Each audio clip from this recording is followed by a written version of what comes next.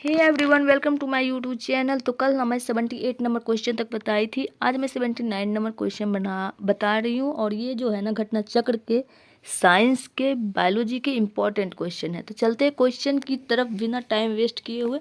तो 79 number question है, निम्नलिखित में कौन सा जानवर बिना पानी पिए लंबे समय तक रह सकता है? तो वो हो जाएगा कंगारू चूहा। कौन? कंगारू चूहा। कंगारू चूहा बिना पानी पिए सबसे लंबी अवधि तक जीवित रह सकती है, जिनके कारण यह है प्रायः ठोस मूत्र उत्सर्जित करता है, जिसे यह अनुकूलता उसके उत्सर्जन तंत्र की विशेष संरचना और कार्य प्रणाली के कारण होता है। निम्नलिखित में कौन सा जानवर ठोस मूत्र उत्सर्जित करता है? तो कंगारू चूहा। तो ऑप्शन ए हो जाएगा कंगारू चूहा। कंगारू चूहा बिना पानी पिए सबसे लंबी अवधि तक जीवित रह सकता है, जिसके कारण यह प्रायः ठोस मूत्र उत्सर्जित करता है। इससे यह अनुकूलता उसके उत्सर्जन तंत्र की विशेष संरचना कार्य प्रणाली के कारण होती है। निम्नलिखित में से किस एक प्रकार के जीव में वह घटना पाई जाती है जिसमें मादा मैथुनोपरांत नर को मार देती है? तो इसका राइट आंसर हो जाएगा मकड़ी। मकड़ी की अधिकांश प्रजातियों में मादा जो है मैथुनोपरांत नर को मार देती है। जंतु विज्ञानी माइकल रॉबर्ट्स के अनुसार प्रायः कमजोर एवं सुस्त नर मादाओं द्वारा मारकर भक्षण कर लिए जाते हैं। मजबूत मकड़ी नर बच निकलते हैं और पुनः समागम करते हैं। किंग कोबरा एकमात्र ऐसा सर्प है जो अपना घोंसला बनाता है। वह अपना घोंसला क्यों बनाता है? तो इसका राइट आंसर हो जाएगा, यह अंडप्रजक सर्प है जो घोंसले में अंडे देता है और अंडों से बच्चे निकलने तक घोंसले की पहरेदारी करता है। किंग कोबरा एक अंडप्रजक सर्प है जो घोंसले में अंडे देता है और अंडों से बच्चे निकलने तक घोंसले की पहरेदारी करता है। घोंसला बनाने वाली एकमात्र सर्प कौन हो है? तो इसका राइट आंसर हो जाएगा राजनाग, जिसे किंग कोबरा कहते हैं। क्या कहते हैं? King cobra. राजनाग या नागराज, राजनाग या नागराज किंग कोबरा को ही बोलते हैं। एक अंडयूज सर्प है जो कि घोंसले का निर्माण करता है। मादा उसमें लगभग 20-40 अंडे देती है। इस सर्प में पैतृक संरक्षण प्रवृत्ति पाई जाती है। यह विशेष सर्प अत्यधिक गुस्सैल प्रकृति का होता है तथा इसका विष मात्रा में अधिक होने के कारण प्राणघात होता है। कोबरा सर्प का विष होता है तो तंत्रिका विषी। क्या होता है? तंत्रिका विषी। कोबरा सर्प का विष मुख्यतः तंत्रिका विषी होता है जो तंत्रिका ऊतकों को प्रभावित करता है। इसमें कार्डियोटॉक्सिक तथा कुछ अन्य यौगिक भी होते हैं। टॉक्सिक मुख्यतः प्रोटीन और पॉलीपेप्टाइड होते हैं। निम्नलिखित में किस एक सर्प का भोज्य मुख्य रूप से अन्य सर्प है? तो इसका राइट आंसर हो जाएगा नागराज का, यानी कि किंग कोबरा का। नागराज का भोजन मुख्य रूप से अन्य सर्प होते हैं। नागराज अपनी तीक्ष्ण दृष्टि से अपने शिकार को दूर से ही खोज लेने में सक्षम होता है। निम्नलिखित में से कौन सा सांप जहरीला नहीं है? तो वो हो जाएगा अजगर। यदि सांप की निचली या उदर सतह पर छोटे छोटे शल्क पाए जाते तो वे विषहीन होते हैं। उदर शल्क पतले किंतु पूरी चौड़ाई तक फैले न हो, अब इस अवस्था में भी सर्प विषहीन होते हैं, जैसे कि अजगर। सर्पों की विष ग्रंथियां किसकी समान होती है? मछलियों से विद्युत अंग रे मछली। तो इसका राइट आंसर हो जाएगा कशेरुकी प्राणियों की लार ग्रंथियां। सर्पों की विष ग्रंथियां कशेरुकी प्राणियों की लार ग्रंथियां के समांग होती है। सांप का विष वास्तव में उसकी लार की परिष्कृत रूप है। सांप के जहरीले विष दंत होते हैं जो रूपांतरित रूप हैं जिह्विका दंत के। क्या है? जंभिका दंत के। विषैले सांपों में ऊपरी जबड़े की मैक्सिली हड्डियां में 1 से 3 जोड़ी बड़े और पीछे की ओर से मुड़े विष दंत तालू से मुख ग्रासन गुहिका में उभरे रहते हैं। यह मैक्सिलरी दंत ऊपरी जबड़े में ही स्थित विष ग्रंथियों से संबंध होते हैं। निम्नलिखित कथनों पर विचार कीजिए। समुद्री कच्छपों की कुछ जातियां शाकभक्षी होते हैं। मछली की कुछ जातियां शाकभक्षी होती है। समुद्री स्तनपायियों की कुछ जातियां शाकभक्षी होती है। सांपों की कुछ जातियां जो है सजीप्रजक होती है। तो इसका राइट आंसर हो जाएगा 1, 2, 3 एंड 4 तीनों। समुद्री कच्छपों की कुछ प्रजातियां जो है जैसे सेलोनिया मियाडिस शाकाहारी होते हैं जो शैवाल और समुद्री घासों को खाती है। इसी तरह मछली की कुछ प्रजातियां भी शाकाहारी होती हैं जैसे कि सर्जन फिश, पैरेट फिश आदि। कुछ समुद्री स्तनपायी जैसे समुद्री गाय, डुगांगस आदि शाकाहारी होते हैं। साथ ही सांपों की कुछ प्रजातियां जैसे ग्रीन एनाकोंडा, बोआ कंस्ट्रिक्टर्स बच्चे को जन्म देते हैं, जबकि अधिकांश सांप अंडे देते हैं। अतः चारों कथन सही है। कुत्ता एक शाकाहारी जानवर है, तो ये बिल्कुल गलत है क्योंकि कुत्ते मीट खाता है। कीटभक्षी पौधे मिट्टी में किसकी कमी से उगते हैं, तो ये हो जाएगा नाइट्रोजन। कीटभक्षी पौधे ऐसी मिट्टी में उगते हैं जहां नाइट्रोजन की कमी होती है। वे कीटों का भक्षण करके अपनी नाइट्रोजन आवश्यकता की पूर्ति करते हैं। निम्नलिखित में कौन सा एक कीटाहारी पादप है, तो इसका राइट आंसर हो जाएगा घटपर्णी। घटपर्णी पौधा शिकार पकड़ने की अपनी बनावट के कारण मांस भक्षी पौधे के रूप में जाना जाता है। घटपर्णी पौधे में फंसे कीट उसमें एकत्रित विषैले द्रव से मर जाते हैं। घटपर्णी के निम्नलिखित भागों में कौन सा एक घट के रूपांतरित होता है, तो इसका राइट आंसर हो जाएगा पत्ता। निम्नलिखित में कौन सी सही रूप में सुमेलित नहीं है, ईस्ट, कैसीन, एलोवेरा और घटपर्णी, तो ये इसका राइट आंसर हो जाएगा ऑप्शन डी यानी कि घटपर्णी। नेक्स्ट है, घटपर्णी या नेपैंथिस का पौधा प्रकाश संश्लेषण की क्रिया द्वारा अपना भोजन बनाने में सक्षम होता है। यह प्राय ऐसे स्थान पर उगता है जहाँ की मृदा में नाइट्रोजन की कमी होती है, जिसकी पूर्ति वह कीटों को पचाकर करता है। नेक्स्ट है, नेपैंथिस खासियाना नामक दुर्लभ और एवं अपातीय पौधे पाया जाता है, तो कहाँ, मेघालय में। पौधे के कौन से भाग में हल्दी प्राप्त होती है, तो ये हो जाएगा तना। पौधे के तने भाग में हल्दी प्राप्त किया जाता है। हल्दी के पौधे का खाने लायक हिस्सा प्रकंद है, जो कि एक अंतर्भौमिक रूपांतरित तने का एक प्रकार है। हल्दी का पौधा एक प्रकंदीय बहुवर्षीय शाकीय पौधा है जिसका वानस्पतिक नाम कुरकुमा लौंगा है और यह कुल जिंजिब्रेसी के अंतर्गत आता है। इसकी उत्पत्ति स्थल उष्णकटिबंधीय दक्षिण एशिया है, जिसका उपयोग औषधि, मसाले तथा रंग कारक इत्यादि के रूप में किया जाता है। हल्दी के पौधे का खाने लायक हिस्सा कौन सा है, तो वो हो जाएगा प्रकंद।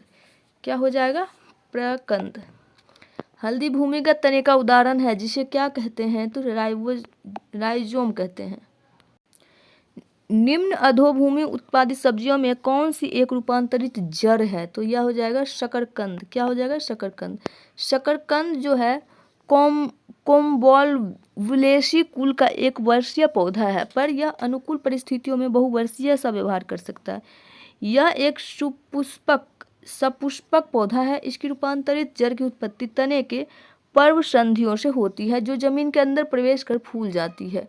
निम्नलिखित पादपों में से किसका संग्रह अंग तना नहीं है, तो ये हो जाएगा शकरकंद का। गन्ना, आलू और अदरक तने का रूपांतरण है, अर्थात इसका संग्रह अंग तना है, जबकि शकरकंद का संग्रह अंग जड़ है। यह मूलांकुर से विकसित होता है। निम्न में से कौन सा तना है, तो इसका राइट आंसर हो जाएगा अदरक। अदरक तना है, जड़ नहीं, क्योंकि इसमें नोड और इंटरनोड होते हैं। नोड एवं इंटरनोड का उपस्थित होना तने का विशेष लक्षण है। चूंकि अदरक में ये संरचनाएं पाई जाती है, अतः यह कहा जा सकता है कि अदरक तना है, जड़ नहीं। निम्नलिखित को सुमेलित कीजिए, प्रकंद, स्तंभकंद। इसका एक्सप्लेनेशन डायरेक्ट देख लेते हैं। प्रकंद में आ जाएगा अदरक, स्तंभकंद आलू, शल्ककंद लहसुन, घनकंद जमीकंद सूरन। निम्नलिखित में कौन सा रूपांतरित स्तंभ है, तो इसका राइट आंसर हो जाएगा आलू। आलू एक अंतर्भौमिक रूपांतरित स्तंभ कंद है जिनमें भोजन का संचयन हो जाता है और इसका प्रयोग भोज्य पदार्थ के रूप में किया जाता है। इनमें अनेक कलिकाएं पाई जाती है जो वृद्धि कर नए पौधे का रूप ले लेती है। आलू की आंखें पर्व संधियों को प्रदर्शित करती है जिनसे नए पौधे का विकास होता है। आलू एक क्या है, तो कंद है। मटर पौधा शाक। मटर का पौधा एक द्विबीजपत्रीय शाकीय तथा एक वर्षीय पौधा है। इस पौधे का तना कमजोर होता है, अतः इसमें सहारे के लिए प्रतान पाए जाते हैं और यह कुल लेग्यूमिनेसी के अंतर्गत आता है। लौंग है, लौंग बंद कलियां है। लौंग क्या है, बंद कलियां। लौंग बंद कलियां और पुष्प कलिका है जिनका उपयोग मसाले, औषधियों, भोज्य पदार्थ इत्यादि में किया जाता है। लौंग के पौधा का वानस्पतिक नाम साइजिजियम एरोमेटिकम है जो कि कुल मिर्टेसी के अंतर्गत आता है। इसका जन्म स्थल इंडोनेशिया को माना गया है तथा इसका उपयोग समस्त विश्व में किया जाता है। नेक्स्ट है, लौंग निम्नलिखित में से किसका निरूपण है, फूल कली का। निम्न मसालों में कौन सी एक पुष्पकलिका होती है? तो इसका राइट आंसर हो जाएगा लौंग। लौंग है क्या है? सूखे फूल है। लौंग पौधे के निम्नलिखित में से किस भाग से प्राप्त होते हैं? तो ये हो जाएगा शुष्क पुष्पकली। लौंग एक मसाला पौधे के किस भाग से प्राप्त होता है? तो ये हो जाएगा फूल की कली। क्या हो जाएगा? फूल की कली। पादप कली है क्या है? एक भ्रूणीय टहनी। वनस्पति विज्ञान में किसी अविकसित प्रौढ़ को कली या कलिका कहते हैं। या किसी पत्ती के कक्ष पर या तने के अंतिम छोर पर उत्पन्न होती है। निम्नांकित में कौन से सुमेलित नहीं है? इसका राइट आंसर हो जाएगा केसर बीज। ये सुमेलित नहीं है। केसर एक मसाला है जिसे सैफरॉन क्रोकस के पुष्प की वर्तिका तथा वर्तिकाग्र से प्राप्त किया जाता है। इस पौधे का वानस्पतिक नाम क्रोकस सेटाइवस है जो कि इरिडेसी कुल के अंतर्गत आता है। केसर फूल के स्त्री भाग से प्राप्त किया जाता है जो बीज बनाने वाला भाग है। यह एक पुष्पीय बहुवर्षीय पौधा है। केसर का स्वाद तीखा होता है तथा इसमें सेफ्रोनॉल और पिक्रोक्रोसिन नामक रसायन पाया जाता है। इसका उपयोग औषधि तथा भोज्य पदार्थ को स्वादिष्ट तथा सुनहला बनाने में किया जाता है। केसर होता है एक सूखा मिश्रण फूल के बीज बनाने वाले भागों का। नीचे दिए गए पौधे और उनके खाद्य भागों के युग्मों में कौन सा सुमेलित नहीं है? तो ये हो जाएगा सी। आलू का खाने वाला भाग कंद होता है न कि मूल। विकल्प सी सुमेलित नहीं है, सभी युग्म सुमेलित है। निम्न में आलू का कौन सा भाग खाने योग्य होता है? तो ये हो जाएगा तना। निम्न में कौन सा एक फल है? तो इसका राइट आंसर हो जाएगा भिंडी। भिंडी का पौधा एक पुष्पीय पादप है जिसका वानस्पतिक नाम एबेलमोस्कस एस्कुलेंटस है। इसका फल कैप्सूल प्रकार का होता है। इसमें बीजों की संख्या अधिक होती है। इस फल का संपूर्ण भाग खाया जाता है। अन्य विकल्पों में आलू खाया जाने वाला भाग तथा तना तथा मूली एवं शकरकंद का भाग जड़ है। निम्न में कौन सा एक सच्चा फल नहीं है? तो इसका राइट आंसर हो जाएगा सेब। जब फल के निर्माण में अंडाशय के अलावा कुछ अन्य भाग भी शामिल हो तो ऐसे फल को असत्य फल कहते हैं। उदाहरण सेब, काजू, नाशपाती। फलों का वह प्रकार जिसमें लीची को रखा जा सकता है तो उसे क्या कहेंगे? तो उसे ड्रुप कहेंगे। क्या कहेंगे? ड्रुप। लीची एक उष्णकटिबंधीय फल है। यह सोपबेरी परिवार का सदस्य है। यह एक प्रकार का ड्रूप है। ड्रूप ऐसे फल को कहते हैं जिसके बाहरी छिलके और गूदे के अंदर एक सख्त गुठली हो। लहसुन की अभिलक्षणिक गंध का कारण क्या है? सल्फर यौगिक। लहसुन की अभिलक्षणिक गंध का कारण गंधक यौगिक है। इसके अलावा प्याज, सरसों के तेल आदि में भी सल्फर पाया जाता है। लहसुन का तेल वाष्पशील तथा महत्वपूर्ण होने के कारण सक्रिय गुण रखता है। इस तेल में सल्फर की प्रचुर मात्रा पाई जाती है जबकि ऑक्सीजन का अभाव होता है। लहसुन का उपयोग श्वेतजनक, मूत्रवर्धक, कफ निवारक, उत्तेजक इत्यादि रूपों में किया जाता है। प्याजों के छिलके उतारने पर आंसू आते हैं क्योंकि प्याज निष्कासित करता है क्या? सल्फ्यूरिक अम्ल। Option B. प्याज काटने पर सिंथेज नामक एंजाइम निष्कासित होता है। सिंथेज एंजाइम प्याज में उपस्थित सल्फॉक्साइड को सल्फेनिक अम्ल में परिवर्तित कर देता है। अस्थायी सल्फेनिक अम्ल अपने को पुनः व्यवस्थित कर साइन प्रोपेंथिल एस ऑक्साइड जो कि आंख में आंसू का निर्माण करता है। नेक्स्ट है मिर्च की तीक्ष्णता का कारण क्या है? कैप्साइसिन की उपस्थिति। कैप्साइसिन कैसा नाम भी है, कैप्साइसिन यानी कि कैप्साइसिन की उपस्थिति। नेक्स्ट है मिर्च का तीक्ष्ण या तीखा स्वाद एक क्रिस्टलीय पदार्थ कैप्साइसिन यानी कि इसका फॉर्मूला होता है C18H27NO3 की उपस्थिति के कारण होता है। मेरा नोज ब्लॉक हो जाता है बीच बीच में, इसलिए ना प्रोनाउंसिएशन भी गलत हो जाती है जब मैं बोलती हूँ। तो लाल मिर्च तीखी होती है क्योंकि उसमें उपस्थित होता है, क्या होता है? इसका हो जाएगा कैप्साइसिन। फलों के मीठे स्वाद का कारण क्या हो जाएगा? फ्रक्टोज का फल शर्करा भी कहा जाता है। इस प्रकार के शर्करा मुख्यतः फलों में ही पाए जाते हैं जिसके कारण फलों का स्वाद मीठा होता है। फ्रक्टोज एक मोनोसैकेराइड है। निम्न में से किस समूह के जीवों का डूबने से हुई मृत्यु का पता लगाने में महत्व है? तो इसका हो जाएगा डायटम। एक कोशिकीय डायटम जीव समूहों का प्रयोग सोलुइन 350 परीक्षण में डूबने से हुई मृत्यु का पता लगाने में किया जाता है। शहतूत का फल है सोरोसिस। क्या है? सोरोसिस। शहतूत का फल सोरोसिस कहलाता है। यह एक प्रकार का बहु या मिश्रित फल है। अनानास तथा कटहल के फल भी सोरोसिस कहलाते हैं। निम्न रेशों में कौन पौधों के तने का उत्पाद नहीं है? कपास। सन, पटसन तथा जूट के तने की रेटिंग से रेशा प्राप्त किया जाता है, जबकि कपास को फलों में स्थित बीज के बीजावरण से लगी रेशों से प्राप्त करते हैं, जो कि दो प्रकार के होते हैं। एक बड़ी जिसे लिंट रेशा यानी कि लिंट फाइबर, तथा दूसरी छोटी जिसे फज फाइबर कहते हैं। लिंट रेशे व्यापारिक तौर पर अधिक महत्वपूर्ण होते हैं, जबकि फज रेशे कम। निम्नलिखित में कौन सा अनाज मानव निर्मित है? तो वो हो जाएगा ट्रिटिकेल। ट्रिटिकेल मानव निर्मित अनाज या धान्य है जो कि प्रकृति में नहीं पाया जाता है। वैज्ञानिकों ने इस संकर पौधे को प्रयोगशाला में गेहूं यानी कि ट्रिटिकम तथा राई सिकेल को परस्पर संकरण करा के तैयार किया है। इस संकरण में गेहूं के मादा राई के नर भाग का उपयोग किया जाता है। इसका अनाज मूलतः स्वीडन तथा स्कॉटलैंड द्वारा उत्पन्न किया जाता है। इसको मुख्यतः पशुओं के चारे के लिए उगाया जाता है। इससे रोटी अच्छी नहीं बनती है। निम्नलिखित में कौन सा मानव निर्मित धान्य है जो कि प्रकृति में नहीं पाया जाता है? तो ये हो जाएगा ट्रिटिकेल। प्रकृति में निम्नलिखित में से किन जीवों के मृदा विहीन सतह पर जीवित पाए जाने की सर्वाधिक संभावना है? तो वो हो जाएगा लाइकेन और मॉस यानी कि 2 और 3।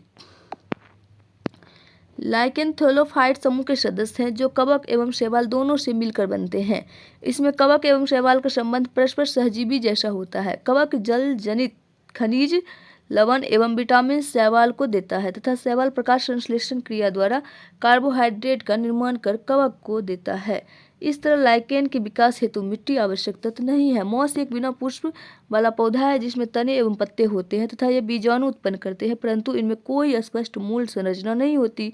छाया एवं नमी मिलने पर ये कहीं भी उग सकते हैं। निम्न कथनों पर विचार कीजिए। मरुस्थलीय पौधों के जड़ तंत्र काफी लंबे होते हैं। मृदा का उच्च तापमान जड़ विकास को प्रोत्साहित करता है। इसका राइट आंसर हो जाएगा ऑप्शन सी यानी कि ये सही है और आर गलत है। मरुस्थलीय पौधों के अंतर्गत कैक्टस, मदार, घिक्वार यानी कि एलोए इत्यादि पौधे आते हैं जो कि शुष्क वातावरण में अपना जीवन चक्र पूर्ण कर लेने की क्षमता रखते हैं। इन पौधों में जड़ तंत्र मृदा से जल की खोज के लिए काफ़ी लंबे हो जाते हैं। इनके तने छोटे, रूपांतरित एवं कभी कभी भूमिगत होते हैं। मरुस्थलीय पौधे की जड़ें लंबी होती है क्योंकि जड़ें पानी की तलाश में लंबी हो जाती है। मरुस्थल में फ्रिएटोफाइट्स मिलते हैं यानी ऐसे पादप जिनमें लंबी 20 से 30 फीट मूसला जड़ होता है। क्रिएटोफाइट्स मरुस्थल में पाए जाने वाले पौधे होते हैं जिनमें जल को संचित रखने के विशिष्ट तरीके विकसित हो जाते हैं। इन पौधों की जड़ें अत्यधिक लंबी होती है जो भूमि में काफ़ी गहराई तक जाकर पानी का अवशोषण करती है। फ्रिएटोफाइट्स की जड़ें वस्तुतः 25 से 30 मीटर तक की लंबाई ग्रहण करके भूमिगत जल सतह तक पहुँच जाती है। शुष्क जलवायु के भली भांति अनुकूलित पेड़ पौधे को कहते हैं, क्या कहते हैं? मरुद्भिद कहते हैं। शुष्क वातावरण या मरुभूमि जैसे वातावरण में पाए जाने वाले पेड़ पौधे को मरुद्भिद कहते हैं, जो कि अपने शरीर को शुष्क वातावरण के प्रति पूर्णतः अनुकूलित कर लेते हैं। जल के उत्स्वेदन को कम करने के लिए इनकी बाह्य त्वचा मोटी उपचर्म की परत से ढकी रहती है तथा पत्तियां कांटों में परिवर्तित हो जाती हैं। इसके अंतर्गत नागफनी, मदार, नेरियम, ब्रायोफिलम इत्यादि पौधे आते हैं। मरुभूमि के पादप अधिकतर होते हैं, क्या होते हैं? मांसल होते हैं। मरुभूमि में पाए जाने वाले पौधे के कुछ भाग जल को संचित रखने के लिए अधिक मांसल तथा स्थूल होते हैं। एपीफाइट्स वे पौधे हैं जो अन्य पौधे पर निर्भर है यांत्रिक अवलंब के लिए।